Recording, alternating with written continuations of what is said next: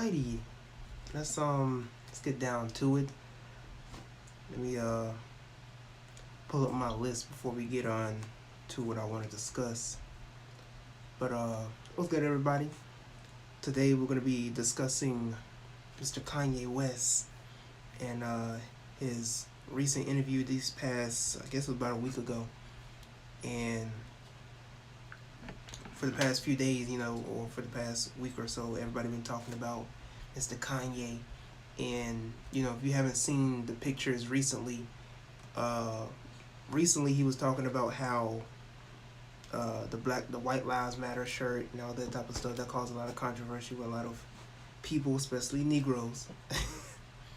But then he was on an interview. We're gonna watch certain aspects, certain parts of the interview if I can pull it up on my phone. And if it starts freezing up and stuff like that on your end, I do apologize for that, but it'll get right back in place. I think so. But what's good, Black Atheist? But I'm trying to get to the hang of this live streaming and stuff like that. So I'm testing some stuff out. But yeah. So I wanted to originally title this "The World Is a Show." Or originally I wanted to title it "The World Is a Ballroom," but I figured to put "The World Is a Show" is better for a title than "The World Is a Ballroom." Personally, for me, I call the world a ballroom because the world, everything that you're seeing on your phone, is something that is almost orchestrated. It's almost like it's pre-planned, and most stuff that you see in the media, you don't know whether it's real or whether it's fake. You don't know whether to believe it or not believe it. You don't know whether to invest in it or just turn your phone off, turn your TV off, and just go about your day. And if you notice, a lot of things, we get so emotionally invested in things that really don't specifically or individually concern us. For an example, this is a very sensitive example, but when you see a black man or a woman and their death by a police officer, goes viral, that's a ritual, for one. Most of these black men and women, I'm not saying that some of them are orchestrated or in cahoots with the government, but if you really look deep into it, especially George Floyd, that was a ritual. That might be a little controversial for someone to say, so I just leave it at that. But just the way that black people were acting after George Floyd, they didn't know George Floyd, and no offense to him and his reputation, George Floyd haven't done anything. He wasn't like he was Martin Luther King or Malcolm X, or a former Black Panther leader or whatever the case was. But they had George Floyd, they used him as a catalyst to put more black people to being the happy dead, to being walking zombies. And I lied to you not. You can look at this on YouTube. There were people, hundreds of thousands of people laid out in parks and runways and streets. Hundreds of thousands of people laid out talking about "I can't breathe." Just the ritual in itself, and people just didn't understand or realize what they were getting themselves into. People that I knew in my inner circle that didn't even concern themselves with BLM are out there, on their live streaming with signs and all this type of stuff, thinking that they're actually doing something by, walking two blocks and then going to McDonald's and get something to eat. It's ridiculous. I saw black people crumping in front of the police, and people thought that they were actually doing something, and yet they were all a part of the show. And I really feel like that the people behind the scenes that we call the elites or the Illuminati, they knew exactly what was going to happen. They knew how black people were going to react because they knew what happened back in the 90s with the LA riots. They know that each time, and I feel like it's a specific time, especially if it's not in the summer solstice, around the summer, or if it's around the fall equinox, between August to September. It's always going to be around these times that a particular black man or woman, and their death is going to be put out there. It's going to trend, and it's always and it's specifically around the times when it concerns voting, because as soon as all this other type of stuff happens, now black people feel the need to vote. Now black people feel the need that they got to do something about a certain issue, and it's just a cycle that continues to repeat over and over and over again. Same thing happened with Barack Obama. And Barack Obama, according to statistics, the most black people, or when it concerns police brutality, the terms of Barack Obama. And yet, black people still want Barack Obama to come back for a third term if he had the chance to. So, a lot of the things that you see in the world, it's a ballroom, it's a show. They're harvesting off of your energy. The next time that you think about, investing yourself in the next publicity stunt that a celebrity does out here, like Kanye West, just be mindful of what type of energy you're investing into, because these publicity stunts are to really gain your power, And I was telling one of my friends a couple of days ago about Beyonce, and I used Beyonce for an example because she loves Beyonce. Excuse me. I used Beyonce for an example because I said Jay-Z didn't cheat on Beyonce. So like, what do you mean? What do you mean? You're saying Beyonce can't get cheated on? I said, well, that's not even that, right? Because I told her, I was like, who gonna cheat on Beyonce, right? But she made a good point that just because Beyonce's Beyonce, doesn't mean that she can't get cheated on. She can't be done wrong. I was like, fair enough. But aside from that, I was telling her that the way that her Lemonade album came out right after the news came out, and the way that the Lemonade album, the whole album, mind you, Jay-Z, if I'm not mistaken, he featured on the album, right? And just the if you really study the way that she advertised this album, it was almost like a feminist cry, a feminist outcry, and just the way that these songs were put together, I ain't sorry, all this type of stuff, right? And then after that, Jay-Z came out with 444, and made the song Forgiveness, and now he talked about his experience with it. It's everything strategic. And Cardi B and Offset, at the time, Migos and Saweetie, I feel like these celebrities, they get together with other people, it's all based upon business. You see this in Disney movies, and you see this in a lot of the movies on television. They're telling you the blueprint, the blueprint. They tell you the plan. They want this artist or rapper, singer to dress a certain type of way because it's going to draw more attention, or it's going to get more money, or it's going to be the new sensation, whatever the case is. So they'll put two people together.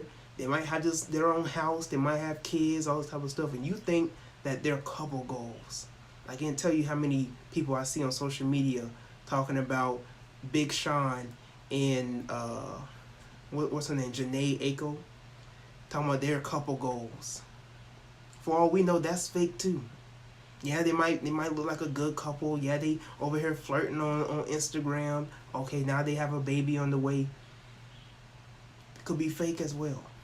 They do the same thing in movies. Putting two people together, having a whole nice family, home cooked meal, all that type of stuff on social media. And you see this on television, on the screen. Oh, they're such a good couple, nice couple. And you really believe that they're in love. Meanwhile, the girl that's playing the lover already got a husband at home and 3 kids. A lot of the things that we see on social media isn't real. But we can't decipher real from fake because a lot of us don't know the difference. A lot of us can't decipher the difference. So in my notes, I put down a couple of things that are in society that some of us, it's very hard for us to recognize, right? So for one, I mentioned publicity stunts. Another one is red herrings or red earrings. Another one is false flags, and another one is crisis actors. Now you can look this up for yourself. Crisis actors are people that are trained to basically act out a certain event that might seem tragic. And yes, the world that we live in will strategize or orchestrate certain events that will be seen as something detrimental to the country. So you'll see, what was it? It was the bombing during it was like a Massachusetts or a Boston marathon. 9/11, one of the most notorious false flags that were ever orchestrated, because a lot of people believe. Damn. I mean, am I good now? Let me look. I'm on a roll, and as soon as I start talking about 9/11 and false flags, now they want to start glitching my stuff. Am I good now? Hopefully I'm good. Well, anyways, if I'm still good, I'm gonna continue. But it's certain things like with 9/11, Pearl Harbor back in that time, that was a false flag, and they used that as a catalyst to bomb or to put an atomic bomb on Japan, and all that type of stuff. So there's certain things that they will strategize, and they use 9/11, to go and in the Middle East and do what they had to do. And it's like they'll use certain events for their own political agenda, whatever the case is. And so a lot of these shootings, I'm not saying all of them, and I'm not saying that some people, weren't caught up in the mix or whatever the case is, but some of these shootings are they're strategic, they're orchestrated. There's always a certain time where you have a certain shootout, and it kind of lets you know from, shootings that are portrayed in the media, aside from shootings that aren't even given media attention. You see? So the same thing with a lot of these false flags and red herrings is when there's certain information that's put out to distract you from the truth or reality or from knowing yourself, right? So we'll deal with red herrings in a second, but I want to use some examples of some more publicity stunts or some more things that are orchestrated and distracting. One of the number one things that I put down, and this is something that a lot of people were talking about for days, weeks even, was Will Smith slapping Chris Rock. At this point, what happened between those two, you're never going to see Chris Rock the same, and you're never going to see Will Smith the same. Will Smith is a talented rapper. Chris Rock is not only a talented comedian, but he does a lot in the film industry as well as Will Smith. But you're just never going to see these two the same again after the stunt that they pulled at the Grammys or the Oscars. I think it was the Oscars. But it's you're just never going to see those two the same again because of that publicity stunt. For what reason they did that, I do not know. But if people didn't see that and didn't think that wasn't orchestrated or that wasn't planned, I don't know what to tell you.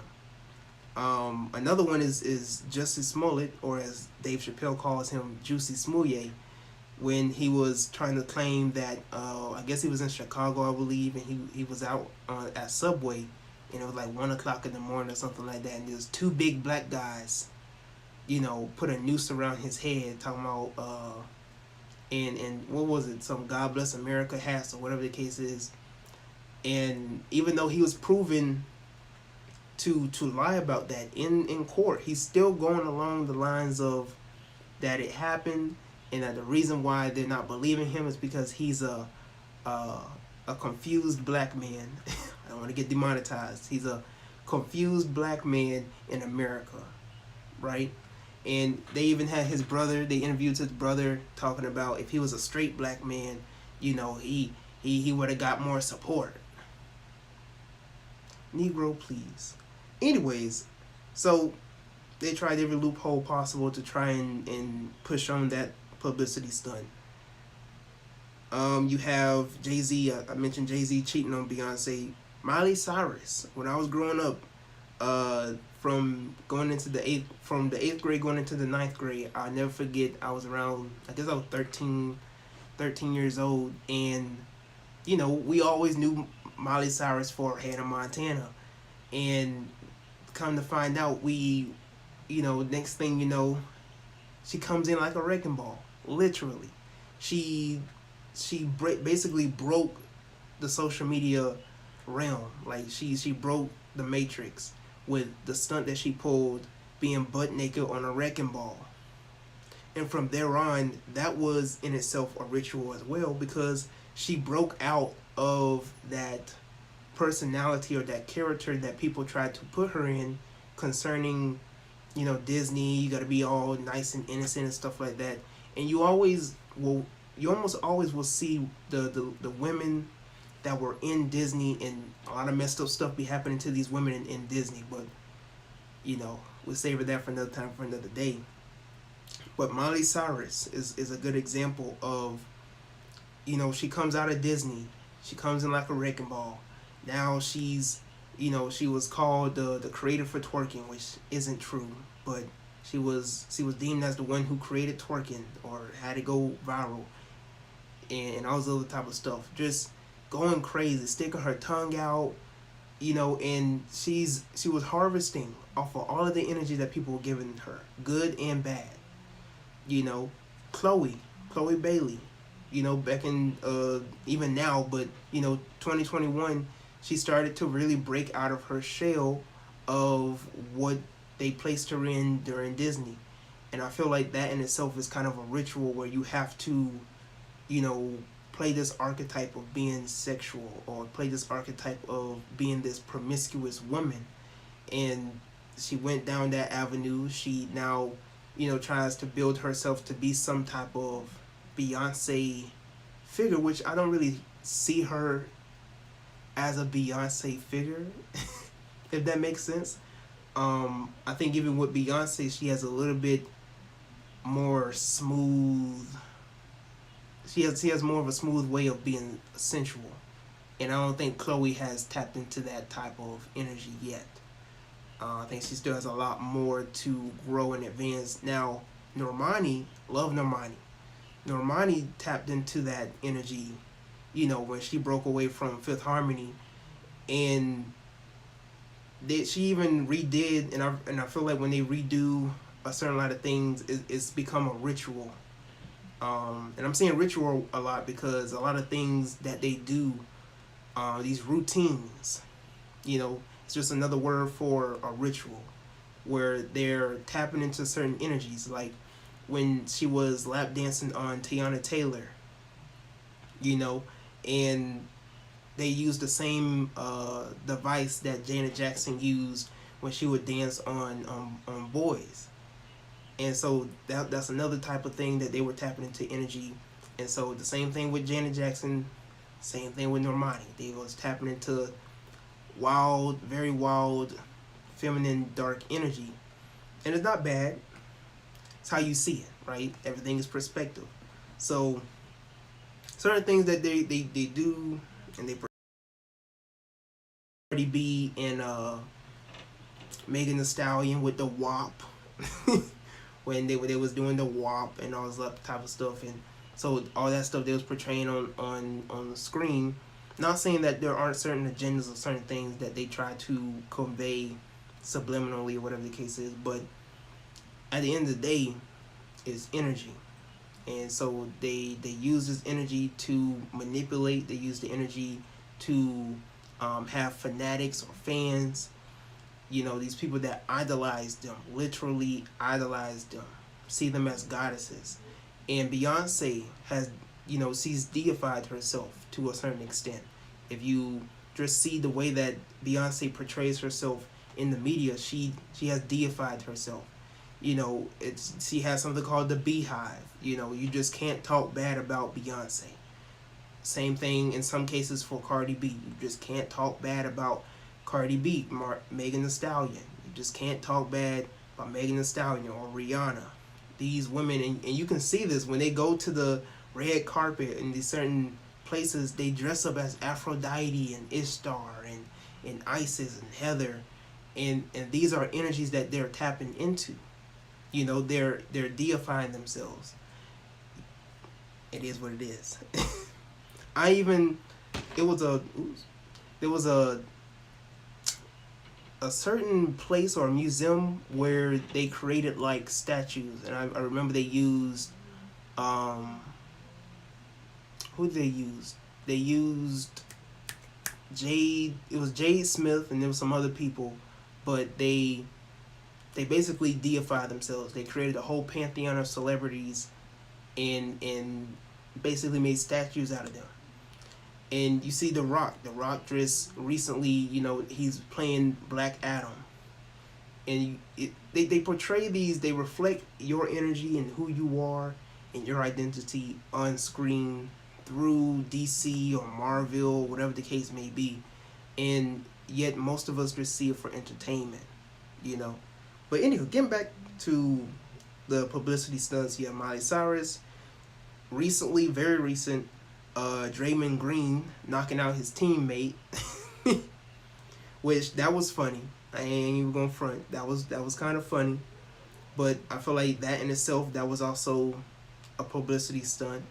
I feel like that was real, you know, because you have to also ask who was recording and how did they go viral so quickly.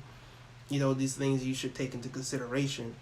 So I don't know what they're planning on in that. Drake and Meek Mill, I remember in high school, you know, Drake doing these sneak disses to Meek Mill. Is that a world tour or your girls tour? All this type of stuff. And then when Meek Mill, he came out with like 2 diss tracks or whatever the case is, and they both were flunk. Or they were both flunky, all this type of stuff. So anyways, another thing I put in my notes is publicity stunts are distractions. 3 certain scenarios typically happen when you're dealing with publicity stunts. You're either A, going to have people having long conversations about our society and how messed up it is.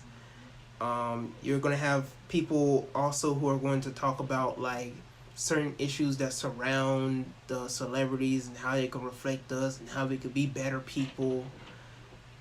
2, you're going to have people who are going to entertain this to the highest extent. They're going to make the memes. They're going to make the TikToks. They're going to make the Insta Reels. I'll never forget, as soon as Will Smith slapped Chris Rock, within less than 30 minutes, there were people already reenacting this on TikTok. That's crazy. That's crazy to me. That you have people reenacting Chris Rock and Will Smith as soon, like within 30 minutes that it happened. People are already making memes about it. People are already, you know, and it's just a way that a lot of us have been programmed, you know. 3, you have people who try to make this about black people. It's always got to be a black people discussion, right? So when Will Smith and Chris Rock were, all that type of stuff happened, you have people talking about, oh, Will Smith, black men need to be more like Will Smith and protect the black woman.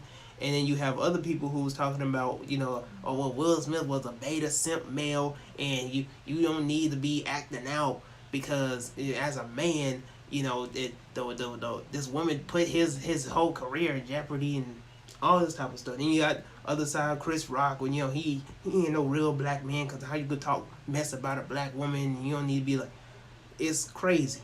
You know, it don't even concern black people, it just concern these 3 individuals. Jade Pickett, Will Smith, and Chris Rock. Ain't gotta be a black community issue.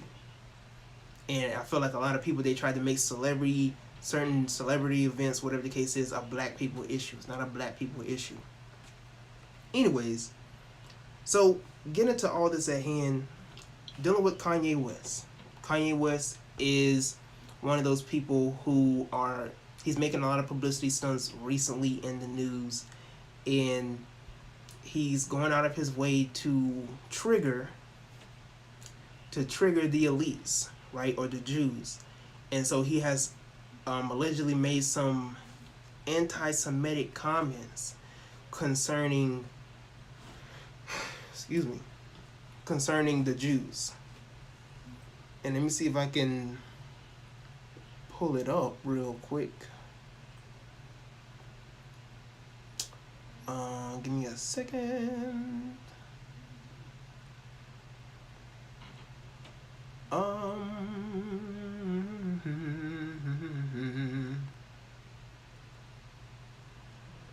Okay. May lead to a shutdown. Please remove what? Okay. Anyways, so you can see here. Hopefully y'all can see that.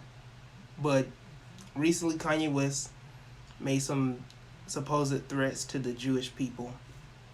Whatever the case is, Kanye threatens to go to war with Jewish people, claims he can't be anti-Semitic because black people are actually Jews. Also, after his Insta was restricted for saying Diddy was being controlled by Jewish people. Now, one thing that you have to understand, it doesn't matter if Kanye West is right or wrong. Kanye West is dealing with the big beast.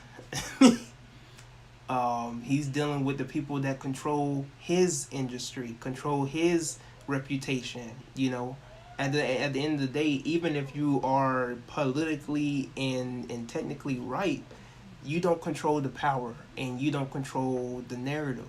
If the Jews or the high elites say that a specific set of people are the specific set of people, whether you can tell the truth or not, they have the right to have that narrative because they're the ones that control the power. They're the ones that control the narrative. Now, this doesn't stop anybody from telling the truth. This doesn't stop anybody from speaking their truth and living their truth. But you must understand that some of these things do come with consequences. And I feel like Kanye, the same thing they did with Kanye West, the same thing they did with Nick Cannon. You know, remember when Nick Cannon made these type of comments? And so the same thing with Nick Cannon when he was talking about the true Jews are black people type of stuff. And now with Kanye West trying to do the same thing. And I feel like that it's deeper than just these type of black men in the industry trying to quote unquote go against the Jewish people or trying to go against the system. They're playing a game with you. That's what I truly feel like. Because Kanye West trying to prove something to the world, right? And he mentioned this when he was talking about the White Lives Matter shirt that he wore along with Candace Owens. And he was talking about how, you know, he was wearing this to make it obvious to the world that white lives matter and not black people. Now, mind you, I don't support BLM. And I don't support the movement or the narrative of BLM because personally for me, why are you out here trying to convince another set of people that your life matters when you already know?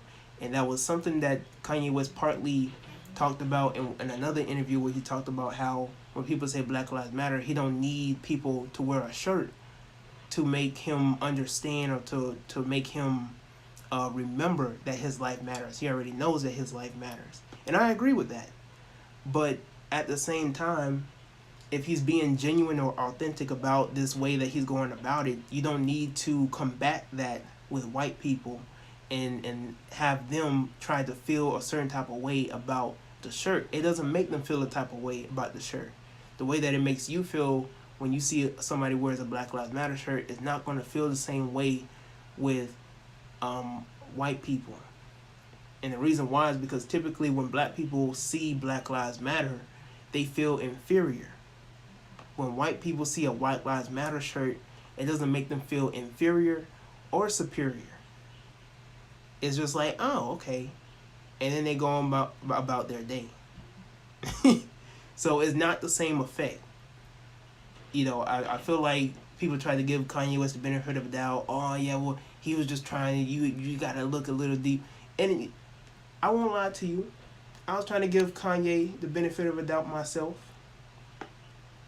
I was trying to give Kanye West the benefit of a doubt myself. I thought that he was trying to play that troll,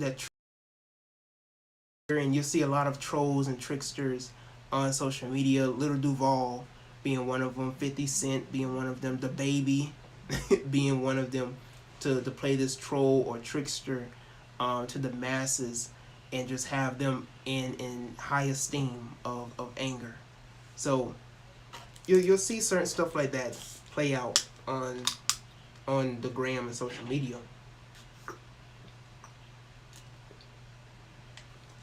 So Kanye West is out here playing a game with these people, right? He's out here trying to quote unquote prove something, and basically he's getting a lot of heat now because he's now playing in dangerous territories, quote unquote. So now he has called out the big boys. He has called out the. And I really haven't seen anybody in the industry go one-on-one with the Jews and win.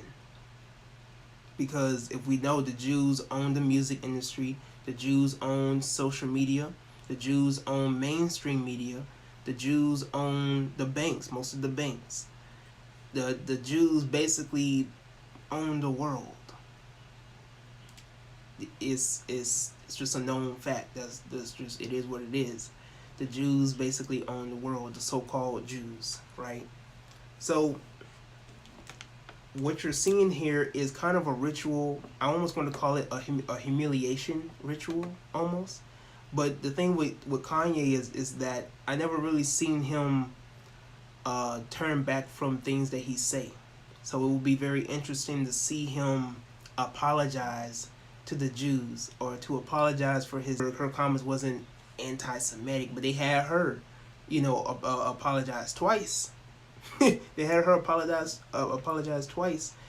Nick Cannon, they took Wildin' Out from him, and they had him on his knees, on all fours, apologizing. They even had they forced him to have a white rabbi on one of his episodes, just so he could have an understanding about the Jews. Is completely ridiculous. So these are things that they will do in the media, and I feel like it's a message. It's a subliminal and a subconscious message on who you should and should not mess with, subconsciously, because we have the conversations, right? Because at the end of the day, we'll talk about who we should and shouldn't mess with. We'll talk about who we should and shouldn't mess with. You can talk about black people all day.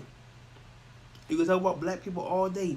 But there are two types of two organizations that you just cannot talk about openly. You can't talk about the rainbow, and you can't talk about the elites. Those are two people. It doesn't matter what context that you talk about it under. You can't talk about the rainbow, and you can't talk about the elites. And in that in itself, you really understand who holds the true power. You know what I'm saying? So, but show concerning people playing characters, and hopefully it plays. It's not even that long.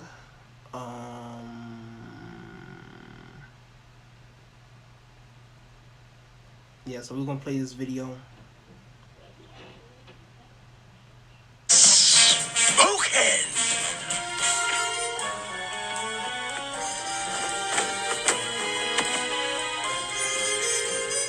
This is it. Let's go.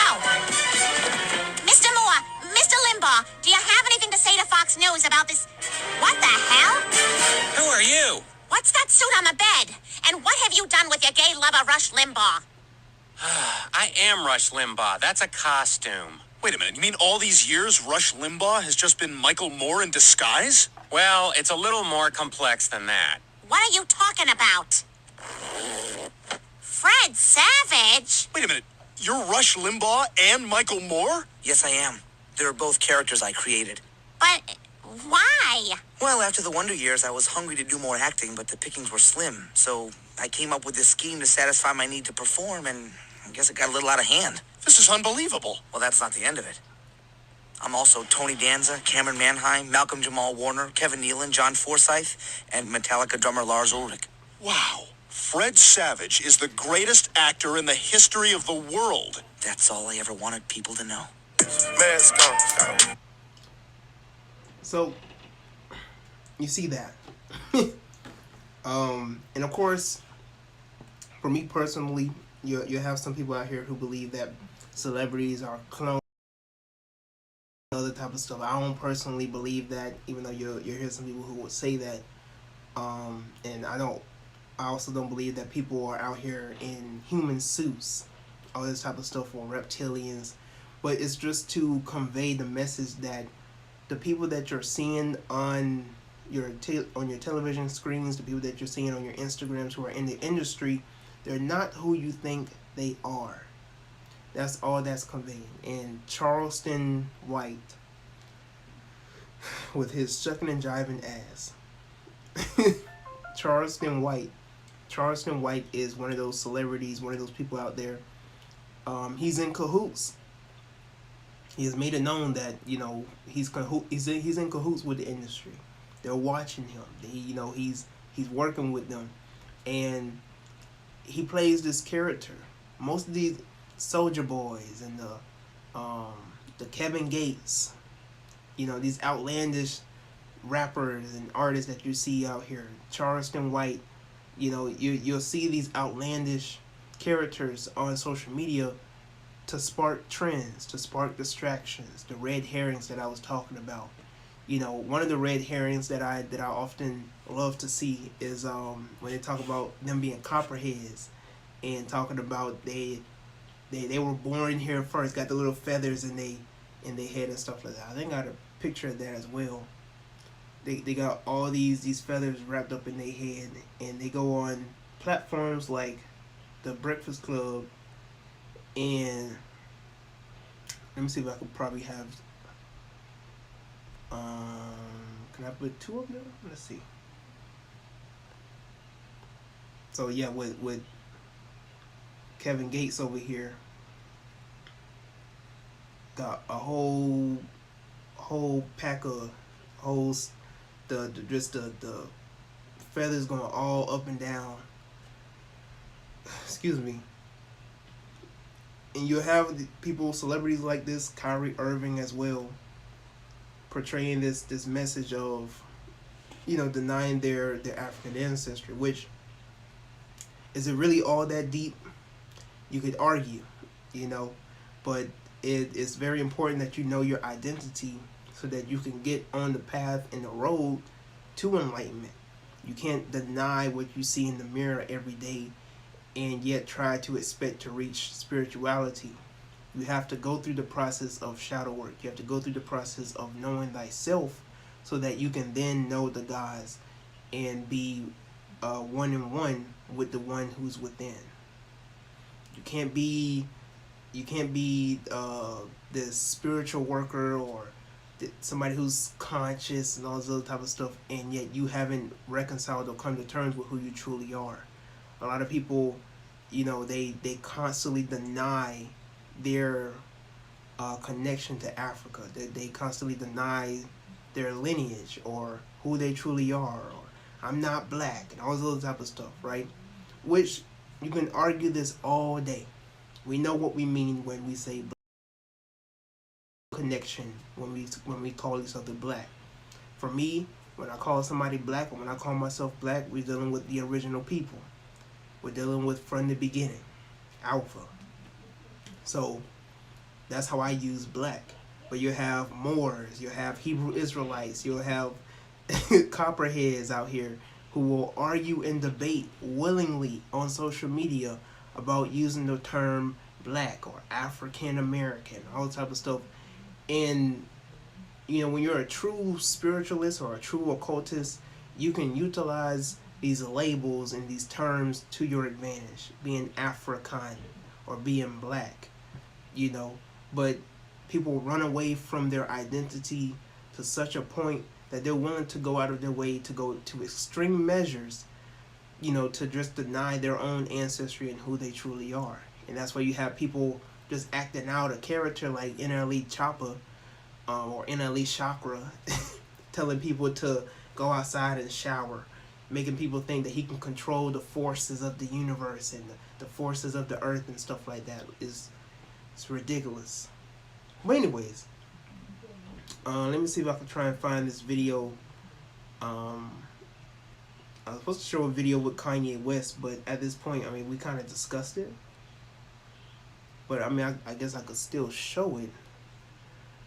I don't know if I mentioned P. Diddy, but P. Diddy is another person who is out here playing a character, and you'll oftentimes you will try to see certain celebrities try to play this Black Lives Matter role, or try to make it seem like that they're just this somebody who cares about the people and all. And so you'll see the P. Diddy's and them try and act out this role thinking that they're unapologetically black, and Kanye West called them out and said, yo, but you work for the same ones that you claim that you're against. They try to make Kanye look crazy, but they all work for the same people. This is like WWE. Everybody's playing a role.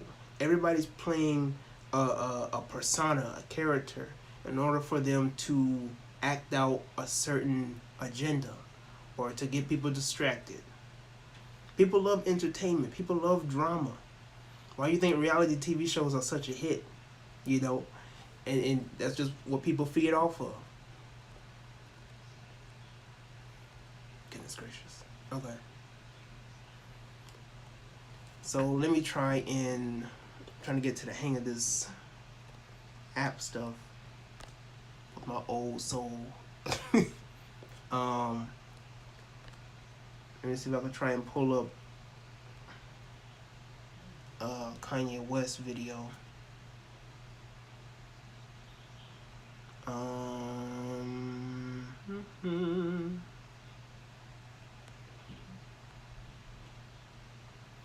I think this is it. Let's see. Are we gonna play it? We're gonna see. To how they want to present her. So I know you give these questions, and I give you like these 3-part answers. Is this a cool format for you? Yeah, I love it. Okay, cool. And I am following it. All right. So you said that your father said when he saw the shirt "White Lives Matter," it's great to see a black man stating the obvious. So, by which I think you meant that's obviously true. Yeah, that's my favorite response, because I kept on thinking, like, you know, people, they're looking for an explanation, and people say, well, as an artist, you don't have to give an explanation, but as a leader, you do. Yes, I think that's right. So the answer to why I wrote White Lives Matter on a shirt is because they do. It's the obvious thing. Yeah. Why do you think that's so? And I assume the implication is, of course, all lives matter because they're lives, because God created them. Yeah. Why do you think that would be considered controversial?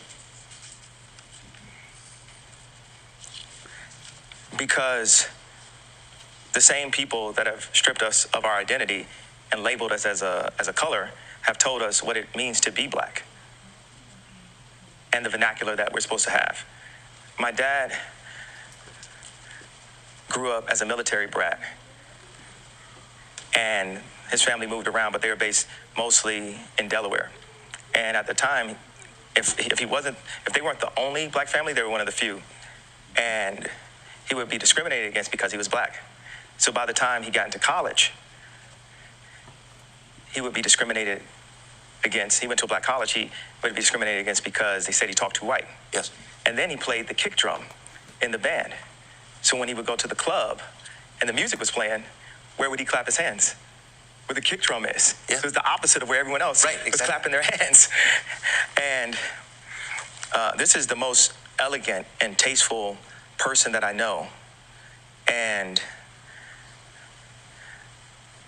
when my mom, when the school suggested, like, the herding systems, because what they do is take the black community and they separate us, and they separate the families, and the educated, they push this, need for higher education, and us as blacks, we discriminate against each other and say, well, I got my PhD and you don't have your PhD, so I'm better than you. And so my mom, she had a PhD, and she was influenced to move to the south side of Chicago and take this job at Chicago State University.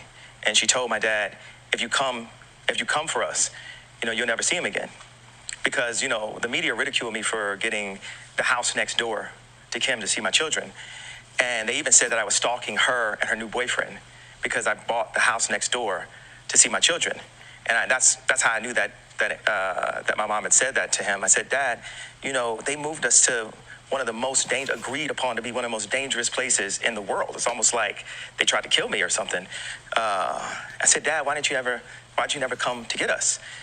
And that's when he told me that she was told that. You know, there's so many things that are put in Kim's head. You know, they bring influencers. Like, no one ever knew where Corey Gamble came from. No one in the fashion world knows where Gabby came from. These people were practically made in a laboratory, in my opinion. And one of the things that they're really good at doing is being nice and being likable.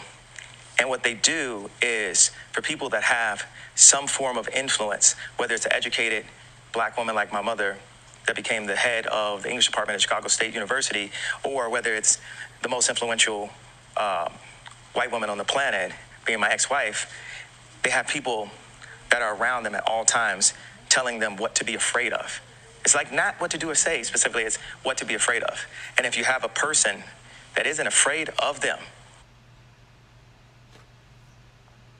And I think that's where it paused, because I screamed. There was some truth. There's some truth inside his interview. I won't lie. And it's the same thing with a lot of celebrities that you see out here. You know, they'll put little truths. They'll put little certain things in there. They might use certain signs and certain symbols that they'll do to try and scare you, spook you out. And I actually have a picture of them, of a whole lot of celebrities doing these hand signals to well, I won't say it's to spook out, but you know, they try and make it look cool. And these are just your symbols. So when you look at these symbols and what they're doing, I don't want you to get spooked out.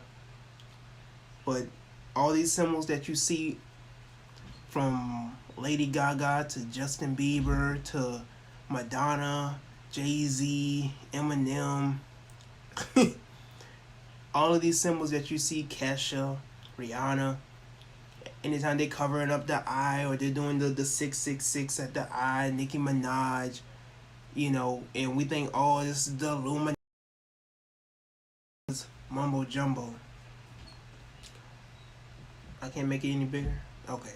Yeah. So all this mumbo jumbo with the Illuminati and all they sold to the gavel and all this other stuff. And or there's Beyonce too. But all these things are just a portrayal. Michael Jackson, they're just portraying your magic. That's all they're doing. They're portraying your dark magic. And the thing is that a lot of people don't want to tap into that because they have been so programmed to give their praise and their glory and their power to Jesus, to white Jesus, that is. To an extent that they don't even understand that they're the ones that are giving power and purpose to this system, to this industry. They're the ones that hold the true power. And there's one, the Mr. Sandman, I think that's what it's called, or the Sandman on Netflix. There's an episode on there, and I believe it's the last episode on the show, and it talks about consciousness and how important consciousness is. And it talks about how when the masses of a people are of one consciousness, they can change the whole scope of the world. And what they have done is that they have used social media and mainstream media to literally shift and mold the scope of the world. And if they can control the majority of the masses in terms of consciousness, they control the world. And mind you, it's only a few. It's only a few people that truly control the world or have a say-so.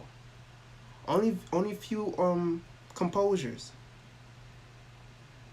So it is what it is. How do I get rid of this?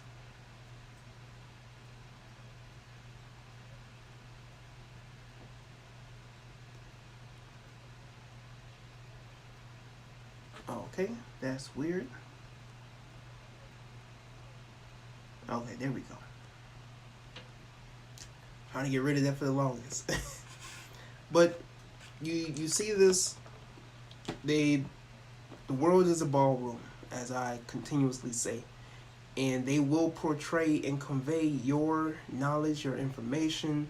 They're gonna play with your feelings. They're gonna play with your emotions. They're gonna do all types of things just to get under your skin, just for you to apply or to contribute yourself to whatever narrative they want you to contribute to. At this point, they understand any and every reaction that we will make. It's the same thing like with playing Sims, right? You're always gonna have the people who are lazy. You're gonna have the people who are athletic. They're gonna have the people who are they have every section. They have every reaction in pro action. They know what people are going to do before they even do it, and they show you this in the movies. They convey this in the movies. They already know what your next move is going to be. So it's not a matter of whether you're going to outsmart the system. It's just whether you're going to tap into yourself. Because it's one thing for you to tap into the system and you know, do whatever you do on an everyday basis. It's another thing when a whole set of people will take what they hear and actually apply it to their lives, and it wraps up in numbers. But they know that, as we call it with the 5%ers, the 5%ers are still going to be the 5%ers. If that 5% turns to 6%, we have a problem. And it only takes just another percentage for things to start to shift. Yeah, we have those 5%ers, but if you start having 6, and you start having 7, then you start having 10, now they're understanding like something ain't going right in the system. So, anyways, I think I've been going long enough as it is. But thank you for listening to my podcast, or I said podcast, live stream. If you like the live stream, make sure you like the video or like the live stream before you leave. You can share this live stream with other people if you will. Save it in your favorites, all the other good stuff. I will be going live again this Saturday. I don't particularly know what I will talk about. I think I might have it in my notes, give or take, but I will have a message. I will have something to live stream for this coming Saturday. So stay tuned to that. But if you're a newcomer, if you're a new viewer, if you're looking back at the live stream, make sure you like the video. Make sure you subscribe to my YouTube channel. Turn your notifications next time so that you'll get my next live stream or my next video, whatever the case may be. So, and if you didn't know, I have an Instagram. You're just now coming across me from Instagram. So follow me on Instagram at the Omnius Run. Okay, my bad. Somebody called me. I don't know if it froze like that, but as I was saying, until next time, I'm Tyrone, and I'm out.